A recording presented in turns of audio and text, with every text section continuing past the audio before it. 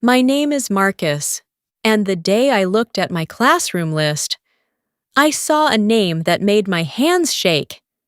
It was my sister, not stepsister, not half-sister, my real sister, Ava. The same girl who ruined my life years ago. The same girl who walked away and never looked back. And now, she was sitting in my classroom, looking at me like I was just another teacher. Like she didn't know me. Like I didn't exist. I stood at the front of the class, holding the paper tightly. My heart was beating fast. "Good morning, everyone," I said, trying to sound normal. The students looked at me, waiting. I started calling names. "Olivia, here. Ethan, here." Then I paused. My eyes stayed on that one name. Ava Turner. Silence. Then I heard a soft voice. "Here." I slowly looked up, and there she was, sitting in the third row. Her hair was shorter now.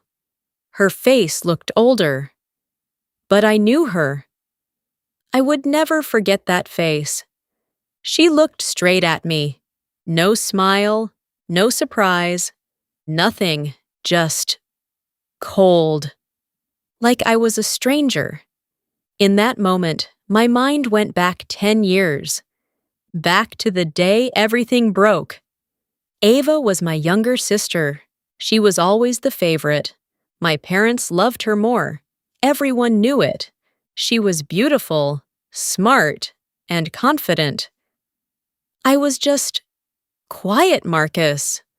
The one who stayed in his room. The one who didn't cause trouble. The one no one really noticed. When we were kids, I tried to be close to her. I helped her with homework. I protected her at school. I even gave her my lunch money when she forgot hers. I thought, that's what a good brother does. But she never saw me that way. To her, I was just there. As we got older, things changed. Ava became more popular. She had many friends. She went to parties. She had attention from everyone. And I stayed the same, quiet, invisible. One night, when I was 17 and she was 15, everything changed. That night still lives in my head. I can't forget it. I was studying in my room when I heard loud voices downstairs. My parents were shouting. I went down to see what was happening. Ava was crying. My mom looked angry. My dad looked disappointed. "What's going on?" I asked. My mom turned to me. "Marcus, we need to talk." Her voice was serious. I felt nervous. Then Ava looked at me. Her eyes were full of tears, and she said something that broke me. "It was Marcus." I froze. "What?" I said. My dad stepped closer. "Ava says you took money from her bag." I felt like the ground disappeared under my feet. "What? No, I didn't take anything." Ava started crying harder. "I saw him near my bag earlier." My mom looked at me like I was a stranger. "Marcus, why would you do that?" "I didn't," I said loudly. "I swear." But no one listened. That night, my parents searched my room. They found money. Money I had been saving for months. But they didn't believe me. "This must be hers," my dad said. I kept shaking my head. "No, it's mine. I saved it." But Ava just cried and looked away. She didn't defend me. She didn't tell the truth. After that night, everything changed. My parents didn't trust me anymore. They watched me, They questioned me. They treated me like a criminal. And Ava? She went back to her normal life, laughing, smiling, living like nothing happened. I tried to talk to her once. I went to her room. Ava, please, tell them the truth, I said. She looked at me and shrugged. I don't know what you're talking about. My chest hurt. You know I didn't take anything. She stood up. Why are you blaming me? Maybe you just forgot. That was the moment I understood. She didn't care about me, not even a little. After that, I stopped trying. I stayed quiet. I finished school. And the day I turned 18, I left home. No goodbye, no hugs, nothing. I worked hard, very hard. I studied. I became a teacher. I built a new life, a life without my family. Years passed. I didn't see Ava again. I didn't hear from my parents. And honestly, I didn't want to. I told myself I moved on. I was stronger now. I didn't need them. But life has a strange way of bringing back the past, even when you don't want it. Now I stood in that classroom, looking at Ava, my sister, my student. The class continued. I tried to focus. Open your books to page 12, I said.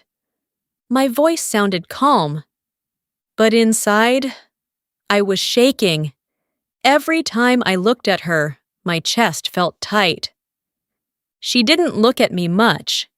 She just wrote in her notebook, like I was just a teacher, nothing more. After class ended, students started leaving. I stayed at my desk, pretending to check papers. I didn't want to talk to her, not yet, not like this. But then, I heard her voice. Mr. Turner. I looked up slowly. She was standing in front of me, so close, for the first time in years. Yes, I said. My voice was cold, just like hers. She looked at me for a moment. Then she said something simple. Do you want to talk? My heart stopped for a second. So many emotions came at once. Anger, pain, confusion. I stood up, looked her in the eyes, and said, No. Her face didn't change. She just nodded. Okay. Then she turned and walked away, just like she did years ago. I sat back down. My hands were shaking. I thought I was strong. I thought I was over it. But seeing her again broke something inside me. And deep down, I knew this was just the beginning, because this time, I wasn't the quiet boy anymore, and I wasn't going to stay silent. Not again. The next morning, I woke up earlier than usual. I didn't sleep well. Every time I closed my eyes, I saw her face again. Ava, sitting in my classroom like nothing happened, like she didn't destroy my life once. I sat on the edge of my bed and took a deep breath. It's just a job, I told myself.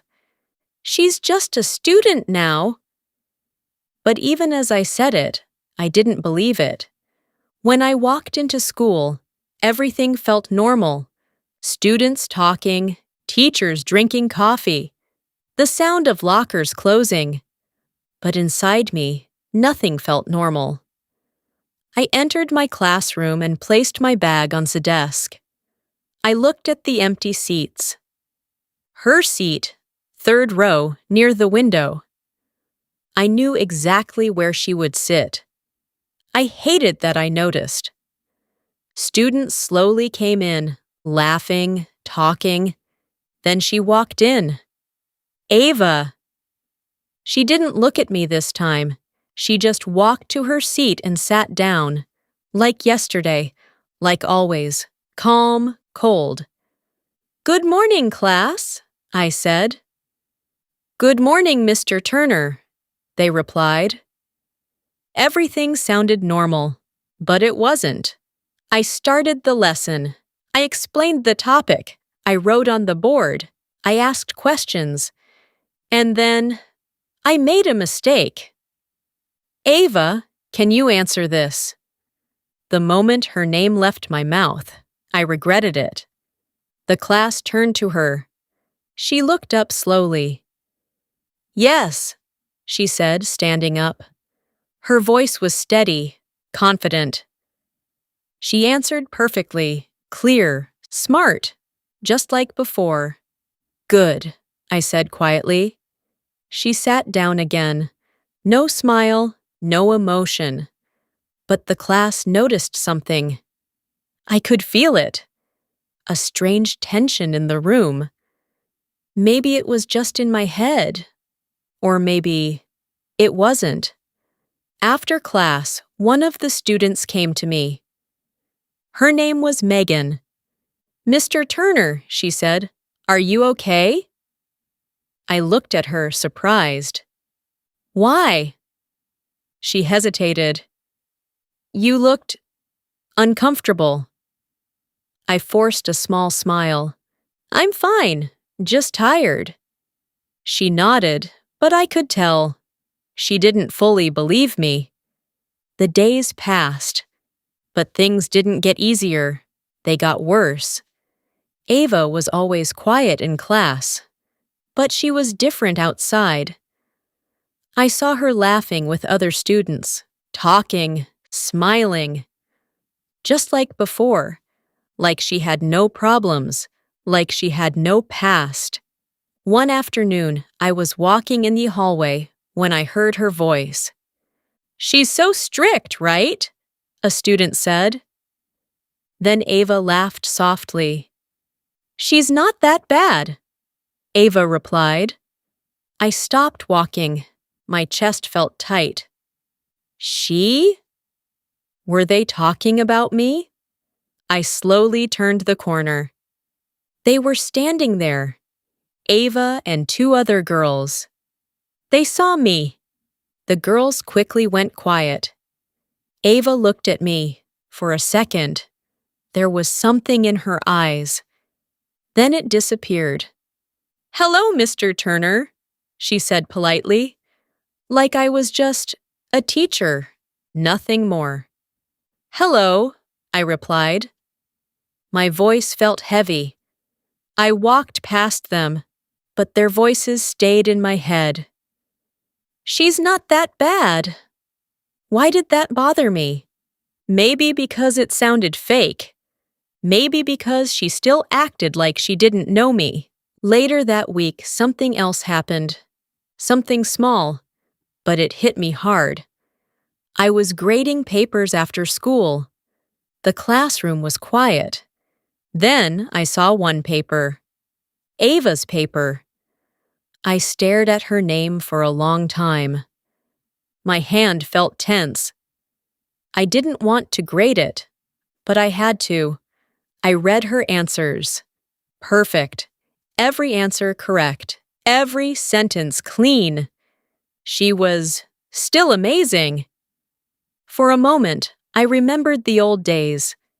Helping her with homework. Explaining things to her. Watching her smile when she understood. I quickly shook my head. "No," I whispered. "That's over." The next day, I returned the papers. "Ava," I said, placing her paper on her desk. She looked at the grade. 100%. She didn't smile. She just nodded. "Thank you." That was it. No pride, no happiness, just empty. That night, I couldn't stop thinking. Why was she acting like this? Why was she so calm? Did she really forget everything? Or was she pretending? The next week, things became more uncomfortable. The principal called me into his office. "Marcus," he said, smiling, "you're doing a great job." "Thank you," I replied. Then he added something that made my heart drop. "I heard you have a new student, Ava Turner." I froze for a second. "Yes." He nodded. "She's a strong student, very promising." I stayed quiet. Then he said, "Also, I believe she's your sister, right?" My hands tightened. So he knew. "Yes," I said slowly. "Well?" He smiled. "That's interesting. Must be nice." "Nice?" I almost laughed, but I didn't. "Just make sure to stay professional," he added. "Of course," I said. When I left the office, I felt angry. Not at the principal, at the situation, at her, at everything. That same day, after school, Ava stayed behind. I noticed her walking slowly to my desk. My heart started beating faster. "Mr. Turner," she said. I looked up. "Yes?" She hesitated. Then she spoke. "I have a question about the homework." Her voice was calm. Normal, like we were strangers. I explained the homework quickly. She listened carefully. Then she nodded. "Okay, thank you." She turned to leave, but something inside me snapped. "Wait," I said. She stopped, slowly turned around. "What?" she asked. I stood up. My hands were shaking again. I didn't plan this. But the words came out. "Why are you acting like this?" She looked confused. "Like what?" "Like you don't know me." Silence filled the room. She looked at me for a long moment. Then she said something that made my chest burn. "I know you," she said. "You're my teacher." That was it. That was all. I felt anger rise inside me. "That's all?" I said. "That's what I am to you?" Her face stayed calm. "What do you want me to say?" I stepped closer. "I want the truth." She didn't move, didn't react. "There's nothing to say," she replied. My voice got louder. "Yes, there is." She finally showed emotion, a small one, annoyance. "This is not the place," she said quietly. I laughed bitterly. "Of course, you always run away." Her eyes changed for a second. Something sharp, something cold. "I'm not running," she said. "I'm just not interested."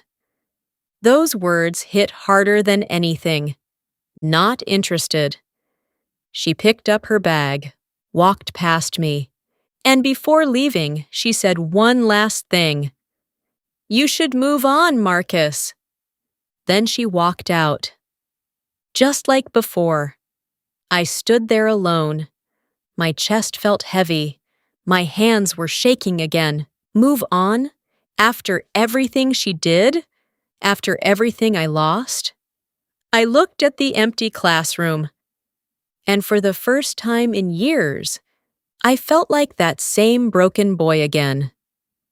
But deep inside, something was changing, something stronger than pain, anger. And this time, I wasn't going to stay silent. The breaking point came on a rainy Thursday. I remember the sound of the rain hitting the windows. Slow, heavy, like something was about to go wrong. I walked into class, trying to stay calm. But something felt different. The room was quieter than usual. Students were whispering, looking at me, then looking at Ava. My chest tightened. "Good morning," I said. My voice sounded normal, but no one answered. Just silence. I frowned slightly. "Open your books," I added. Still, something felt off. As I turned to write on the board, I heard a voice behind me. She said it was him. My hand stopped. The chalk froze against the board. Another voice whispered, "Yeah, I heard it too." Slowly, I turned around.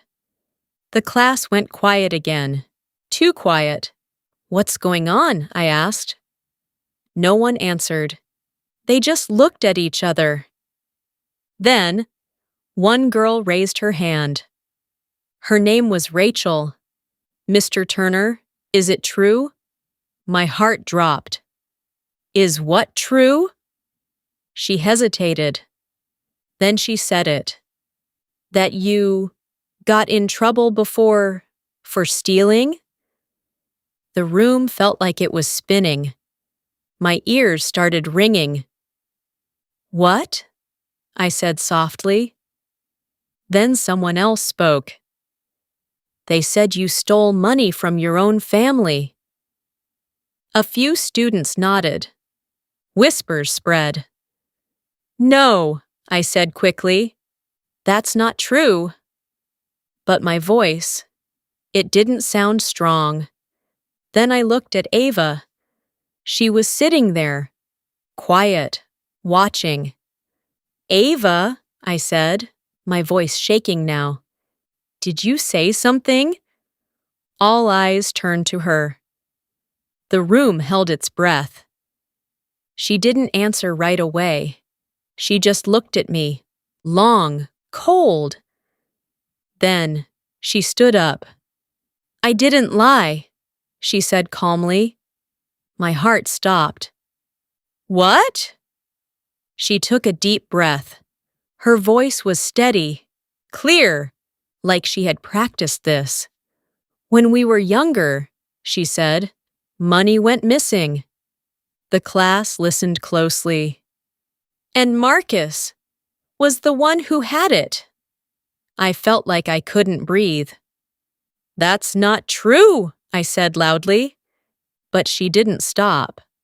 "My parents found the money in his room," she continued, "and after that, he left." The room was silent, but the silence was heavy, full of judgment. I shook my head. No, that's not what happened. But the students were already looking at me differently. Not like a teacher, like something else. Like I was guilty. "You're lying," I said to her. My voice broke. "You know the truth." For a second, just a second, I saw something in her eyes.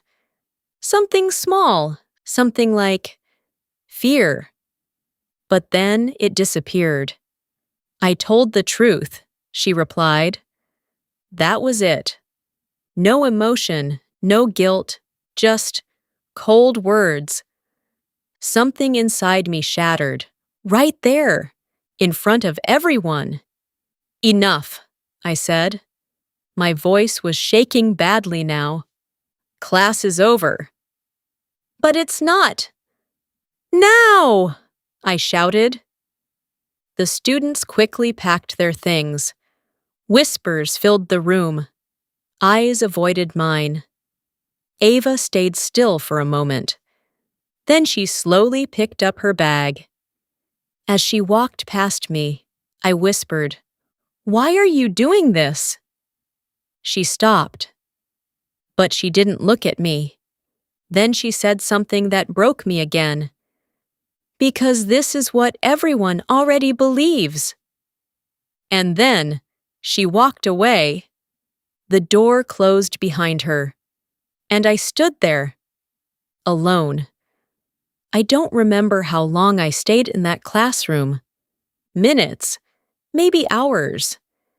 Time didn't feel real anymore. My mind kept repeating her words. I didn't lie. This is what everyone believes. I sat down slowly. My hands covered my face. And for the first time in years, I cried.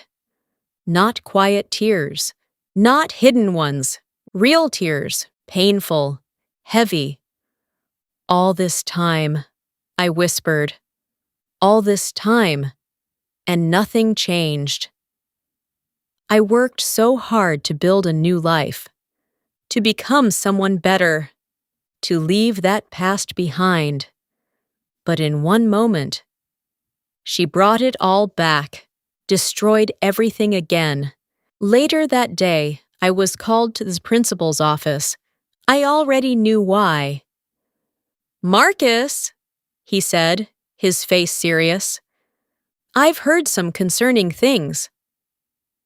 I stayed quiet. I didn't have the energy to fight. "Students are talking," he continued. "There are rumors about your past." "They're not true," I said softly. He sighed. "I want to believe you. But this situation, it's complicated." Of course it was. Because of her. "For now," he said, "I think it's best if you take a few days off." My heart sank. "Are you suspending me?" "No," he said quickly. "Just time to let things calm down." Time. That word felt like punishment. I nodded slowly. Okay. When I left the office, I felt empty. I walked to my classroom one last time, looked at the desks, the board, the place where I thought I was safe, but it wasn't safe anymore.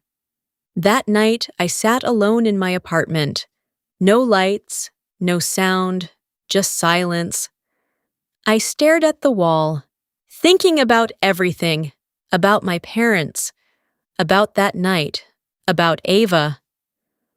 "Why?" I whispered. "Why do you hate me so much?" I tried to understand, tried to find a reason, but nothing made sense. Then something else hit me. A thought I didn't want to face. What if she really believed her own lie? What if she convinced herself that I was guilty? That thought hurt even more, because it meant she didn't just betray me, she erased me. Tears fell again, slow, quiet. "I can't do this again," I said. "I won't survive it again." I felt weak, broken, like everything I built was falling apart. But deep inside, very deep, there was a small voice, a different voice. It said, "This time, you don't run." I closed my eyes, took a deep breath. My hands slowly tightened. "No," I whispered, "not this time." Because this time, I had nothing left to lose and everything to prove. I didn't go back to school the next day, or the next. I stayed in my small apartment, staring at the ceiling, thinking about everything that happened. The silence around me was heavy, but inside my mind, it was louder than ever. Her voice kept coming back. "This is what everyone already believes." I kept repeating it again and again, and every time, it hurt less. Not because the pain disappeared, but because something else was growing over it. Clarity. On the 5th day, I got a message from the principal. "We need to meet." Short, cold, no explanation. I already knew what it meant. When I arrived at school, people looked at me differently. Some avoided me, some whispered. I walked through the hallway like a stranger in my own life. Then I saw her, Ava, standing near the office, waiting, like she already knew I would come. She looked calm, too calm, but this time, I didn't feel broken when I saw her. Something inside me had changed. "Marcus!" the principal said when I entered his office. His voice was serious. "We need to clear this situation today." I nodded. Ava stood beside him, arms folded, face unreadable. He continued, "There are serious rumors about your past, and students are uncomfortable." I stayed quiet. Then I said, "I want everything checked, every record, every claim."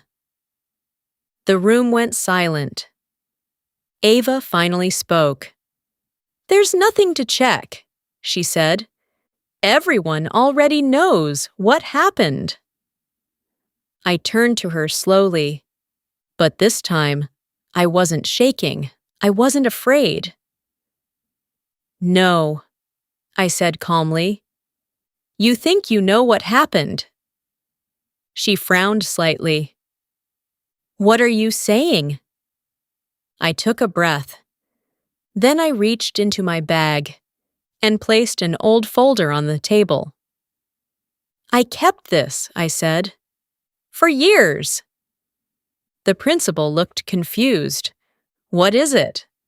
"Bank records," I said. "From that time." Ava's expression changed for the first time. Just a small shift. But I saw it. I continued. "The money that disappeared? It wasn't missing from her bag." I looked directly at her. "It was transferred from a joint account my parents controlled." Silence. Heavy silence. The principal opened the papers. His eyes moved quickly. Ava didn't move. But I could see it now. Her control. Slipping. "I asked for these years ago," I said. "But no one listened to me." The principal looked up slowly. "This shows withdrawals from your father's account." I nodded. "Yes." Then I turned to Ava. "Do you remember that night?" My voice was calm now. No anger, just truth.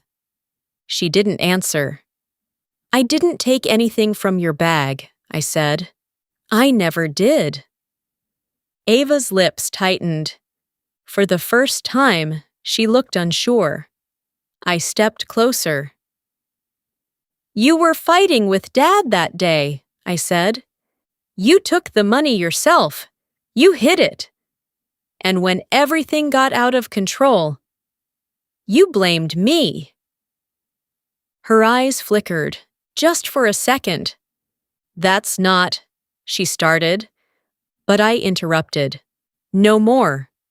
My voice was firm, not loud, but strong. The room went silent again. Even the principal didn't speak. Ava looked at me now. Really looked at me. And something changed in her face. Not anger, not confidence, but something worse. Regret. "I didn't think," she whispered, then stopped. "You didn't think I would leave," I said. "You didn't think I would survive it." Her eyes dropped. For the first time, she looked small. The principal finally spoke. "Ava, is this true?" She didn't answer right away. The silence stretched, long, painful. Then she nodded, very slowly, one small movement.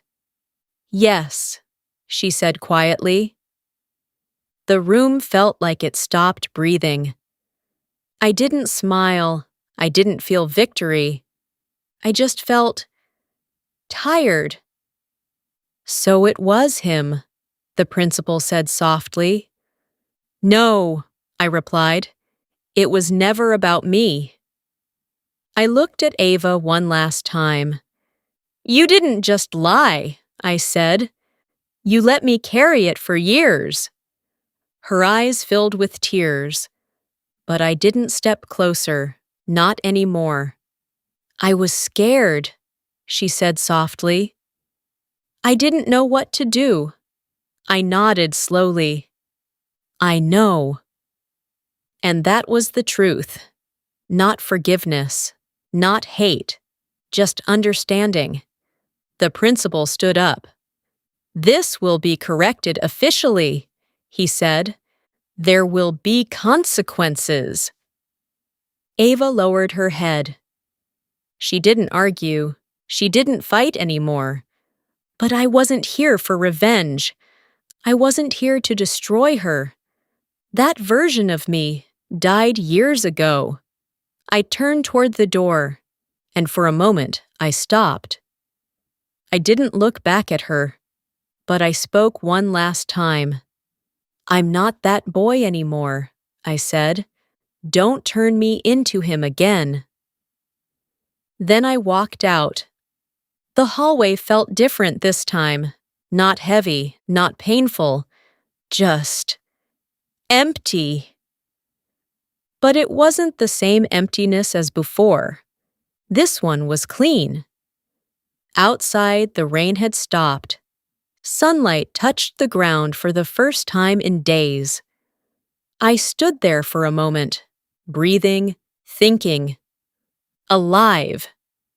For years, I thought justice would feel like anger, like revenge, like winning.